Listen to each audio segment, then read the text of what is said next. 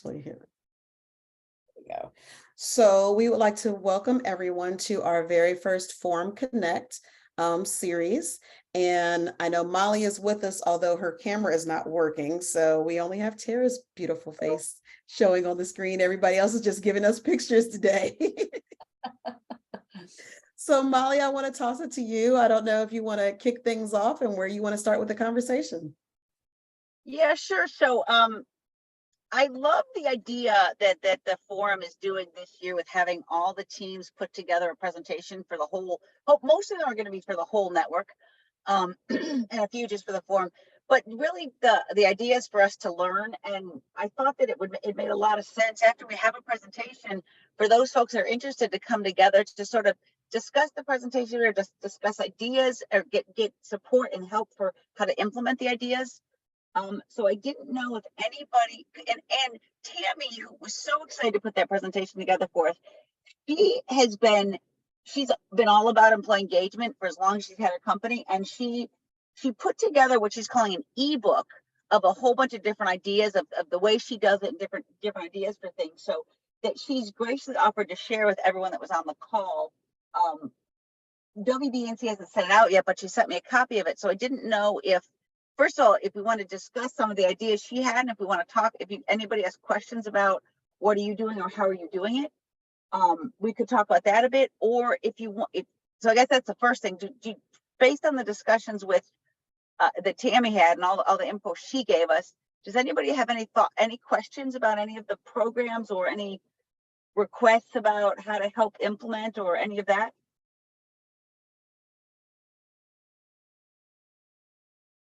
Okay, I will keep us moving then. I don't have any specifically to that either, but I thought from my perspective, really wanted, and it was a little bit hard to get just from being in the video, was some takeaways that I could use for my company to increase employee engagement. So when Tammy sent me this ebook, I was just moving through it, and I thought what I'd do is take a few minutes and share my screen and share bits of it with you. And then if we have other folks that would like to see it, we can certainly forward it along. She's graciously offered to share it with the whole network. So let me just share my screen here. All right, I'm not as good on, there we go.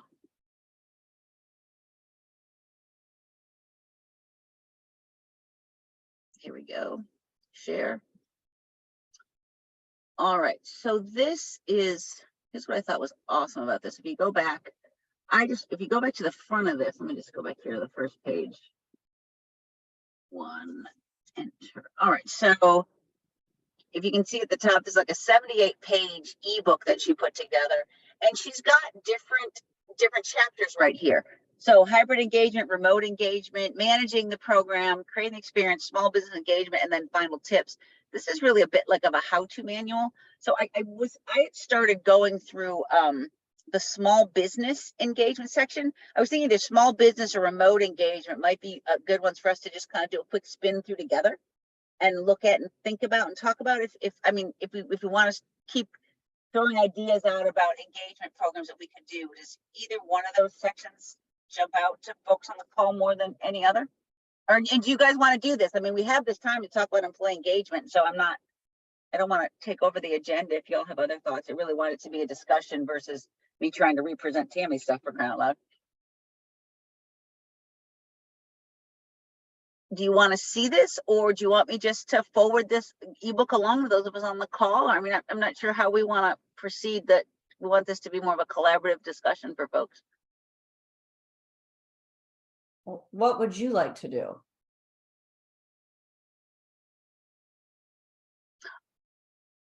I'm excited about what's in this document. I just got it, so I'm excited to go through it. So, you want to take us why don't we take a spin through one section? I'll start at small business because I started reading that. It's pretty accessible. And then jump in anybody if you have questions or thoughts or a different want to go a different way. Does that sound okay? All right. So she talks a lot about with small business, you're really thinking about building friendships. The owner's got to be really engaged in a small business. I thought it was interesting here. She talks about for small business, really include spouses, significant others, children, and friends. especially for your younger, folks that don't have big families, including their friends, really helps them feel more included. And she talks a lot in here about what it was like when she was real small and then going from there. So the owner needs to be very engaged.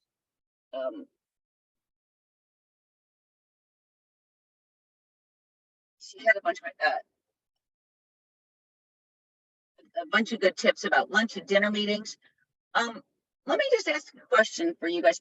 How mature would you guys say your employee engagement programs are?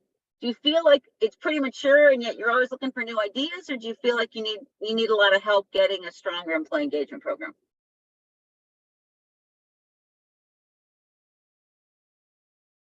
Molly, this is Lynn. And from my perspective, we've been involved in employee engagement quite extensively since COVID. And we actually have a yearly calendar of all the different events that we publish for our employees, so they know what to expect. We do online, a variety of different online. We do quarterly meetings that we go over finances and just departmental updates. We have 2 in-person meetings where everybody comes in, whether they're in Florida, Indiana, Michigan. We fly people in, we have them there. We have one coming up on the 22nd of June and the next one's on November 2nd. So I think from my perspective, we've been pretty darn involved and our team loves it, but I'm always looking for new ideas. So I welcome the opportunity to go through this and listen to anybody else that has ideas to share. Thanks. Thanks, Lynn. Any other thoughts from anybody else?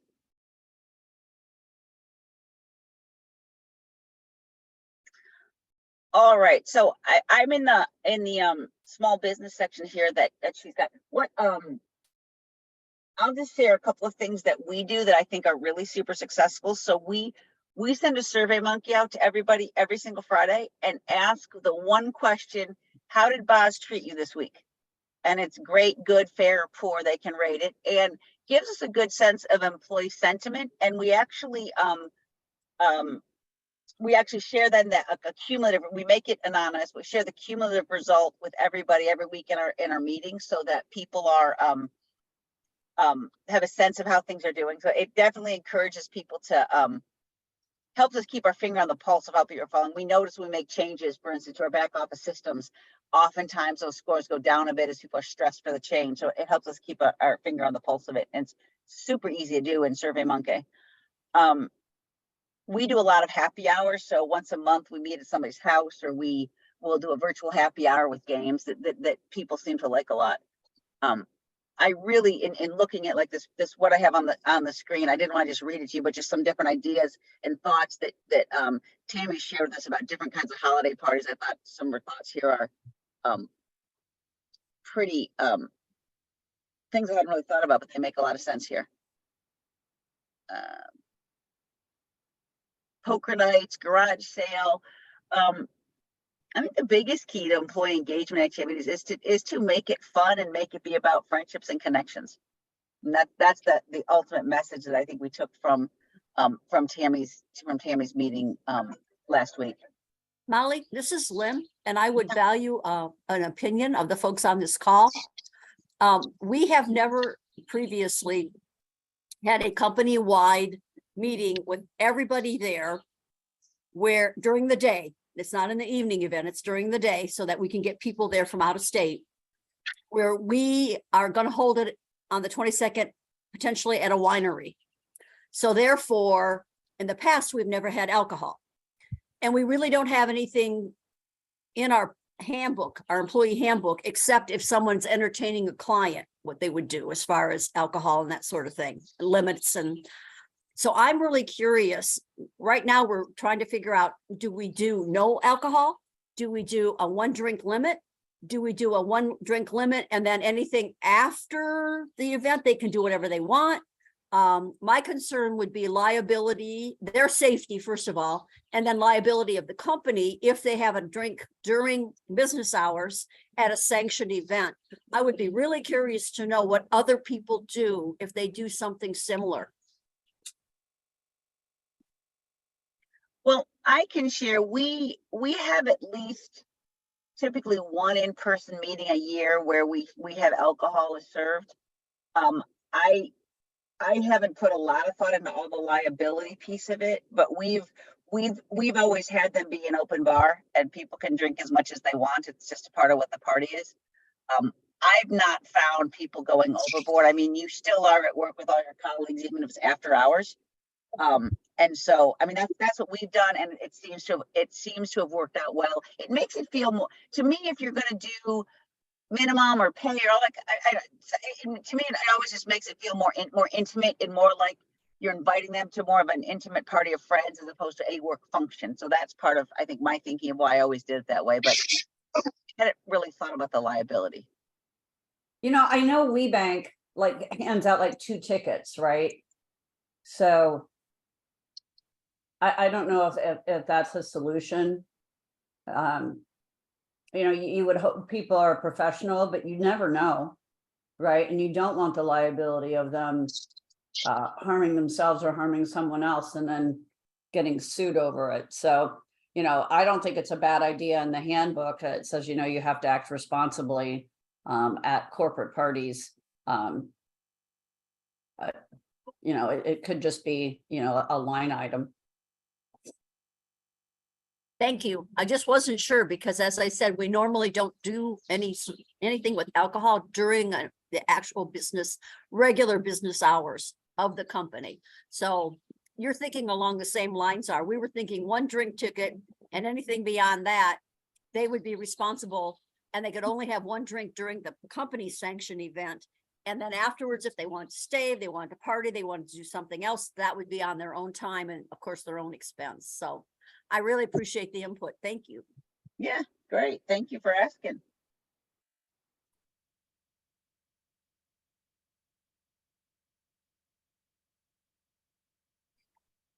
All right. Has anybody ever done any big game nights like a Texas poker or pool tournament or getting folks together for game nights? Has anybody ever had a sense of doing those, and do they work or not?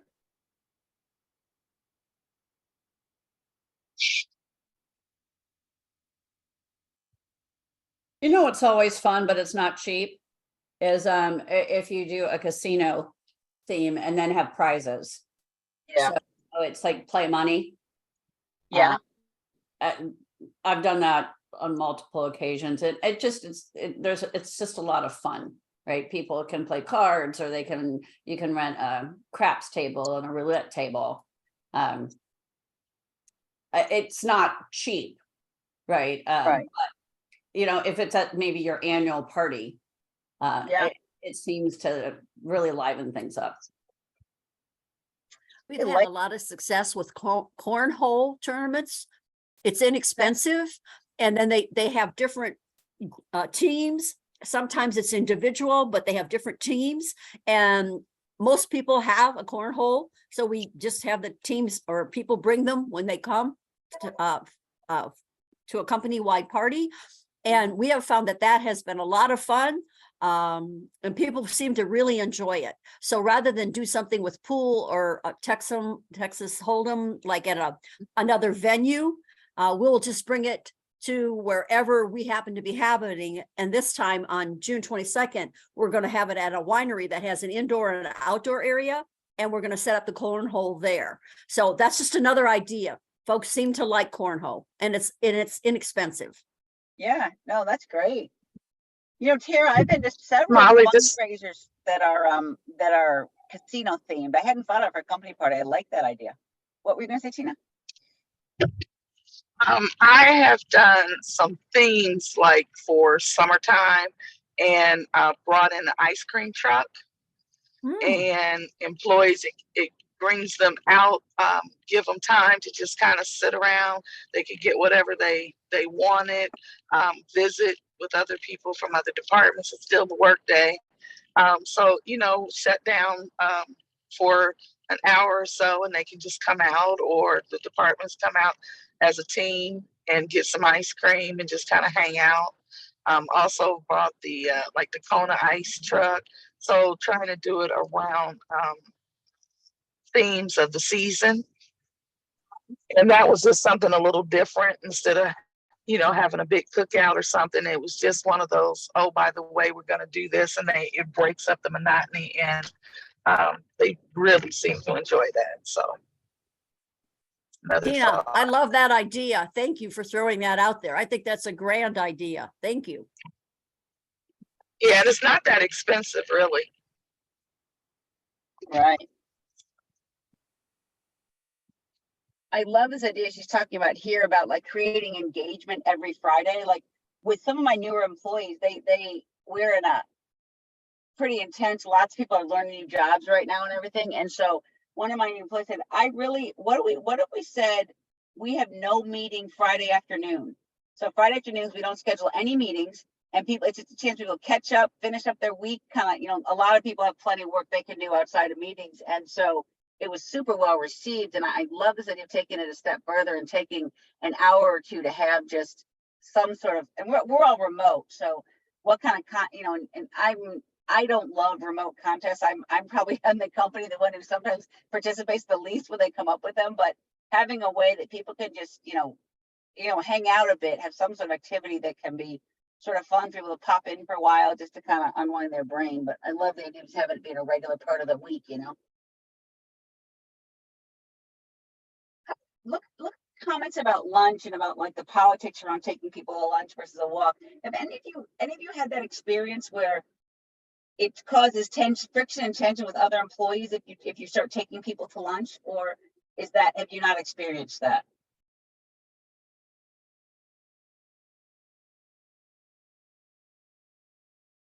I'm sorry, I didn't hear you. Can you repeat the question?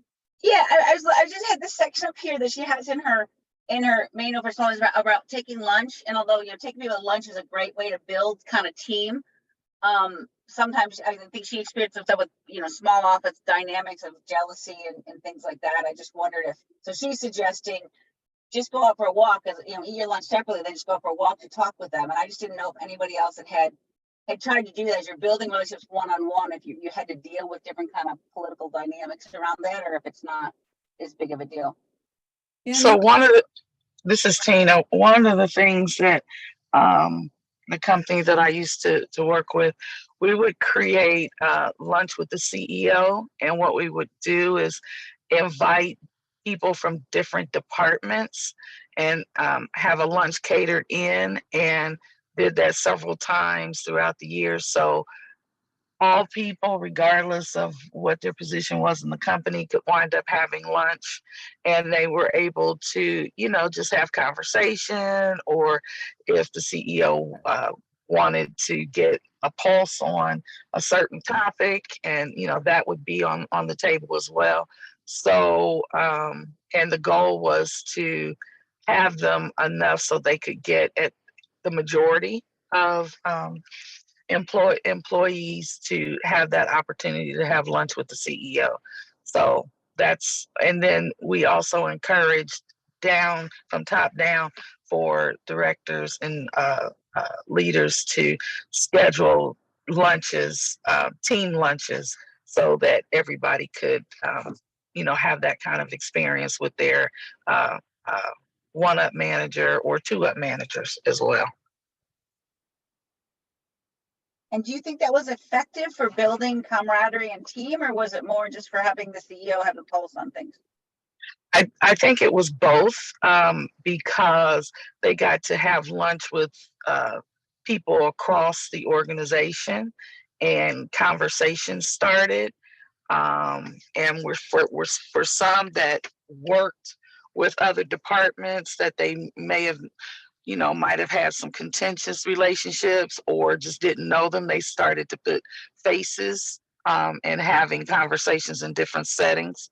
So it was really partly designed to do that, to break down some of those communication barriers where people were hiding behind emails.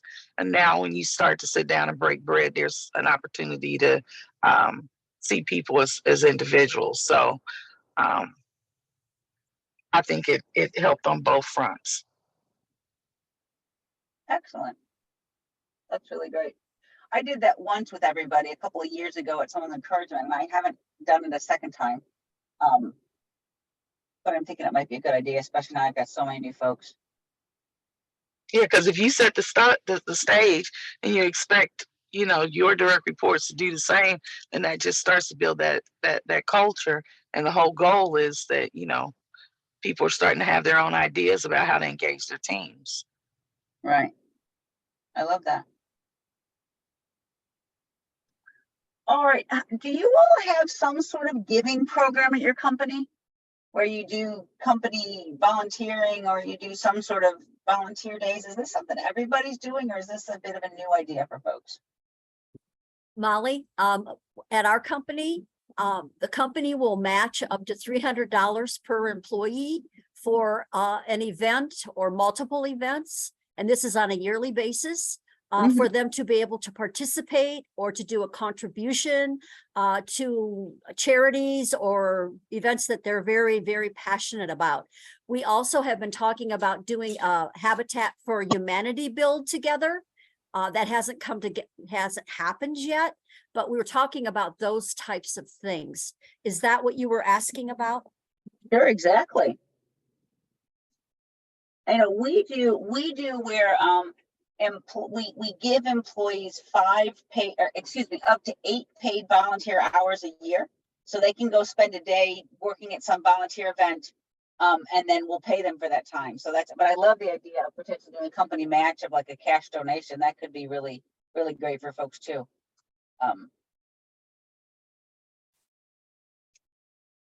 It almost seems like more and more, this is becoming more and more of a thing that like it's only everyone needs to be doing, because everyone's looking to see how are we giving back to our communities.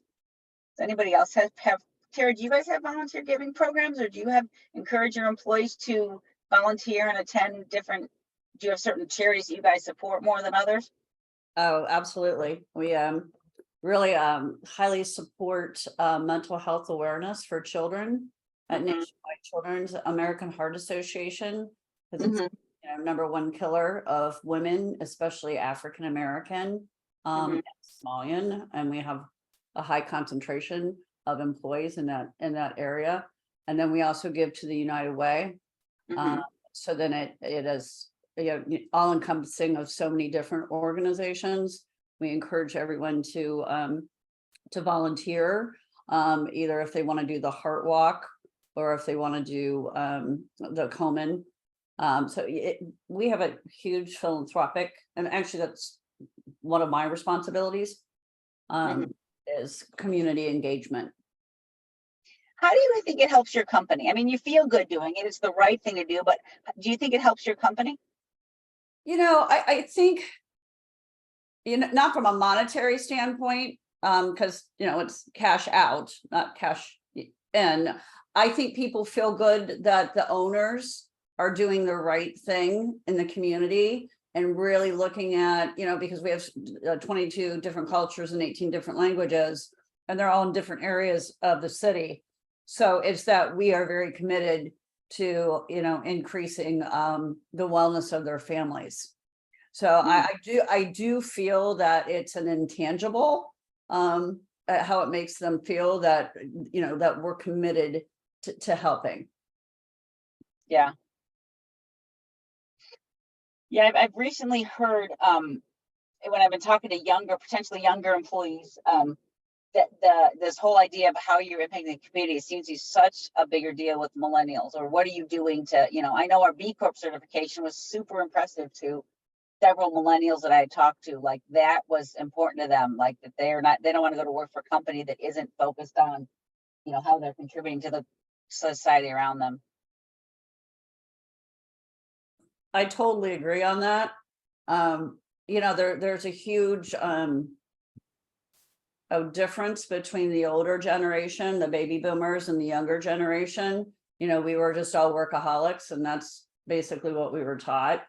And then the younger generation is all about, you know, sustainability, quality of life, work-life balance. and making a difference. So, you know, and quite frankly, they're going to be the larger part of the population. So, you know, listening to them and hearing what they're saying, I think is very important. And, you know, we're all about sustainability because, you know, there's so much plastics and corrugated that go through my warehouse, you know, so it's constantly recycling everything. I do think it really does, it makes a difference from the top down. Mhm. Yeah, I don't know how to quantify it yet, but we still keep doing it. And I think it makes sense to do for sure. I mean, honestly, I've been doing it for, you know, ever really since I started the business, because when I worked at Bath and Body Works, we all gave to United Way. It was just kind of understood. And that's how I, you know, really got into philanthropy. I don't know how to quantify it. I mean, I guess you could look at from a networking standpoint, like who are the contacts on the boards that you sit on, Mhm. and if it's helpful or helps you, you know, people say, you know, there you can be very much a strategic philanthropist, and that you give to those organizations that you know are important with your core values, but still also help advertise your business. And there's nothing wrong with that. I completely am in agreement. So, you know, I mean, like the Remarkable Evening, like, you know, out in New Albany, because we're in New Albany, right? I mean, so it's like, what are some of those key events that you can maybe put your resources to that get your name out there? I will share a couple of, at least one other idea. As far as employee engagement, we highly support and encourage all of our employees to be ambassadors of Centricom. So, for example, yesterday morning, we have something in Findlay, which is called Fresh Brewed Business with our chamber.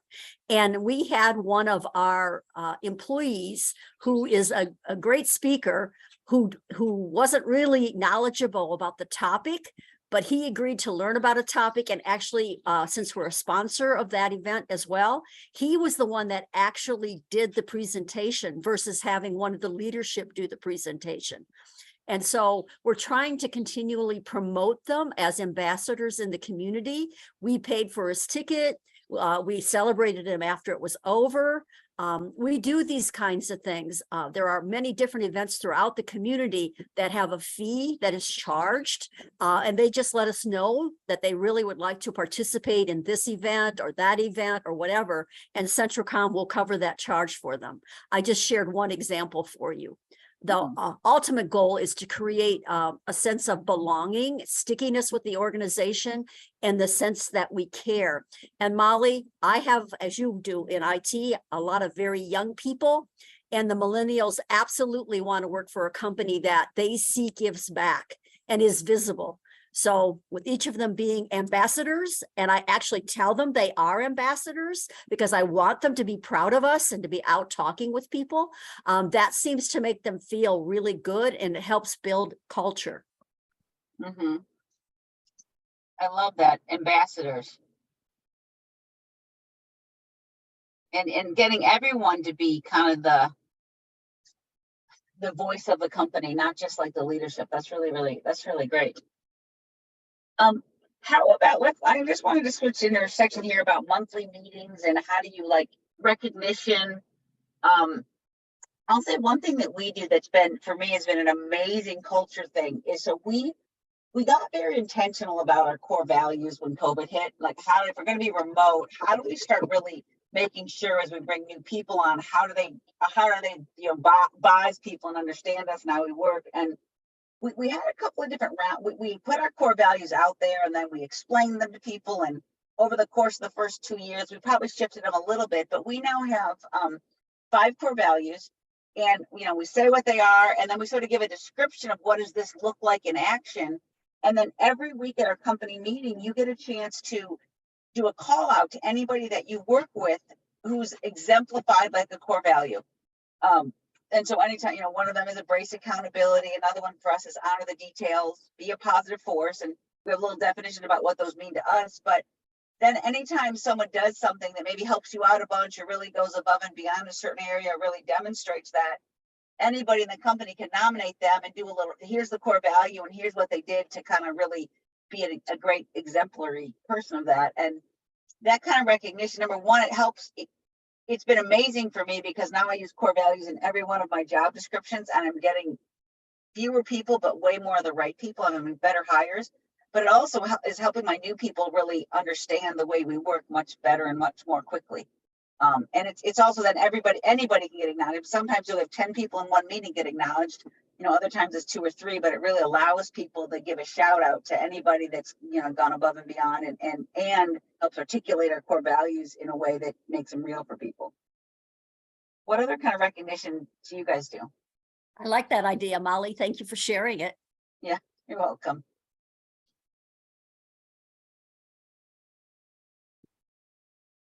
Another idea or something else that we do when we do our more formal company meetings where I, in the leadership, shares our quarterly performance. And then we ask different departments to actually present during those meetings because we want our team to hear from others, not just from leadership. So we usually have, and not everybody can report out, but we usually have 3 or 4 different other people speaking when we do our quarterly updates. And I think that's important for employee engagement. As part of that, we also do awards. We have 5 different awards that we give out with monetary value attached. One is for the best external customer service, the best internal customer service. One is for a step up award for somebody who really stepped up. We have an innovate award. And then once a year after the year closes for $1,000, we give out a hero award for the one person that exemplified the best behavior and help of clients, team, and company across the entire year. So they each have a monetary award, $250 or $500, but the big award then is once a year. It's called the Hero Award. And then we take nominations. So it's not leadership choosing. We take nominations from the team, we compile those, and then that's how we make our decision. So that has gone over really, really well. And I've been doing that probably for 4 or 5 years now. And every once in a while, we'll add a new award. So right now we're up to 5 different awards. But it's something that I find also gives employees a sense of wanting to do well so that they would be potentially at least nominated for an award, even if they don't get an award. Does that make sense? Yeah, it does. How many of your team get awards in any given year? Well, we can give up to 4 awards per quarter. Okay. And we don't always give all the awards. Like this last one we just had, there was no Innovate Award. No one had come up that met the criteria. So instead, we don't do that award, or we might give 2 of another award because there's just no way to choose between 2 people. Right. And then at the end of the year, that's when we just do the Hero Award for $1,000 during the first quarter. Oh, wow. So, yeah, I mean, we can give up. Go ahead. I'm sorry. No, it's okay. We do awards at the company Christmas party. Aha. And it's just for stellar leadership, and there are different awards too. The Innovation Award, the Cost Savings Award, Camaraderie Award, leadership. So I don't know. I don't even know how many we give out. I mean, probably 20 or so, but there's the executive or management team, and then there is the associate base, right? Mhm. So, and then we also give out very nice watches for people who've been there for 10 years. And then, 15 years or 20 years. And when you get to the 20-year mark, you normally get a Rolex. So but that's rare, right? I mean, it's Right. really Well, rare. So I just celebrated 20 years for 2 people. I took them to dinner, so you're way more generous than me. well, I mean, it's not the presidential. We'll just put it that way. But I mean, it's honestly, I think maybe we've given out 3. Right. right. So I mean, but like at the 10-year mark, we'll give them a nice, I don't know, watch that isn't maybe a few $100s, right? So it's Right. not anything so I don't want to like sound like we're, being stupid here, because we're not. I mean, and quite frankly, but it's just a recognition. And at the 5-year mark, maybe it's like, a gift certificate, to a restaurant or something. Well, I do feel that, if people are there for 5 years, that's a long time. I mean, Yeah. everyone knows that, and they should be recognized, and have like group pictures and that sort of thing. So, and then honestly, our Christmas parties are hysterical. We have all types of games. And we make David and I make complete fools out of ourselves. I mean, we dress up like with, dancing lights and Right. but it's fun. I mean, and I think really everybody enjoys it because they see, we're not, in that stupid ivory tower that people think, right? That you're in the front office and they're in the back office. It's, we're all a family together. Right. Those are great ideas. You just gave me a couple of ideas for additional awards possibly as well. So thank you for that. One question for you. Have you ever been a sparkling or lit up elf? This past year I had a hat that looked from like Whoville that was, and it was lit up, and Yeah. I didn't know I was going to wear it. And so when they put it on my head, I was like, oh, okay, well, this is interesting. But yes, I mean, I've had ugly sweaters, all of that sort of thing. And it just makes it fun though, it really does. And we always give out envelopes to every single one of our associates when they're coming through. And you know what, actually our food service always donates the food. Like in our vending service, which is great. So like we'll have almost an assembly line with all of the executive management team thanking everybody and giving them an envelope. And last year we did beautiful 3/4 zip shirts, long sleeve shirts for everybody. And that stuff, even though you wouldn't think it goes over well, it really does. They appreciate it. And then we do lottery. So, and then some of the games we did the limbo and all those sort of things, but everybody gets a ticket in their envelope as well. And then we do the raffle and we give out monetary gifts. And they get paid for that, for that time, so they normally work in the morning and then we have it at like, 10:30 or 11, and then they get paid for the rest of the day. That's awesome. Oh, that's really good. And acknowledging people is so important. I feel like you always do more of it, right? I'm so busy working that more, and you can never do enough acknowledgement and recognition, I don't think. No, and it's not normally about the money. Right, exactly. It's right. It's the recognition. I mean, it's nice because, you're talking about hourly associates and they can use that money to go buy. But I mean, even the raffle isn't just monetary. I mean, we have tons and tons of prizes. I mean, we even had a huge screen TV this last year. So I mean, they can take these things home too. And we have big bags because I had all this stuff on the mezzanine from accumulating it for years. And so we put gift bags for all the associates, and a lot of it had to do with toys for the kids. Yeah, that's so fun. So one thing that I do, I haven't even talked about, so on everybody's anniversary at Boz and their birthday, I write them a handwritten card from me. And then a lot of you are like, oh my God, I can't believe you took the time. And it's not just, I like stop and think about the person. I mean, I've got 30 people, I can do that. At some point, you're not gonna be able to do that. But then just recently, May was our 30th anniversary. And so I didn't want to do a party or anything. I didn't feel like that. So what I did was I sent everyone a birthday card, wrote them a note, and thanking them for their contribution to our birthday. And then everybody got $30 because Boz was 30, and I got $1 for every year they worked at Boz. So just, it was cash. So it's not like it was just cash they could, put in their pocket or whatever. But that was, a lot of people had said, wow, just, thanks for that. Like taking the time to just, acknowledge them was just, they thought that was super cool. So it's amazing what a little note can often do to folks when they you know, when it comes from you, because they know how busy you are. So that's something that's been really good for me. I think that's fabulous. Mhm, I agree. I always think handwritten notes. I mean, I have a couple that are framed.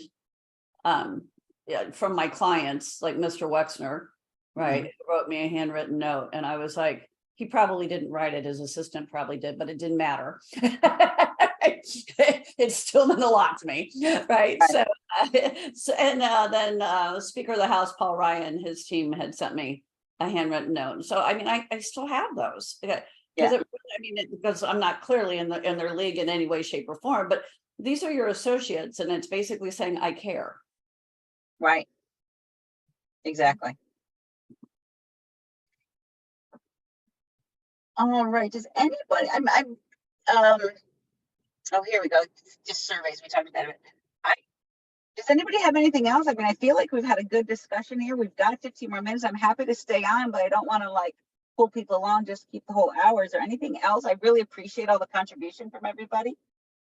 Certainly I've written down several ideas. Anybody have anything else they want to discuss or? Just want to say thank you. It's been great. It was lovely. Thank you, ladies. Yes, thanks. I appreciate your participation. Those of you just listened in, I hope you got a few gems or nuggets you can take back to your company. If anybody would like to see this ebook that I've been showing here, just let me know, send me a note, and I will email it out to you as well. Actually, Molly, I would, please. Sure. And thank you, ladies. I was only able to Or is it listen in okay? until a few minutes ago, but I was listening in and now able to talk. And of course, it's over, but it was great. Thank you. Barb, thank you so much. Bye, everyone. Bye-bye. Take care. Have a good rest Thank of you, the day. Molly, for facilitating. No Thanks, problem. Molly. Bye, Tina. Bye-bye. Bye-bye. Bye-bye.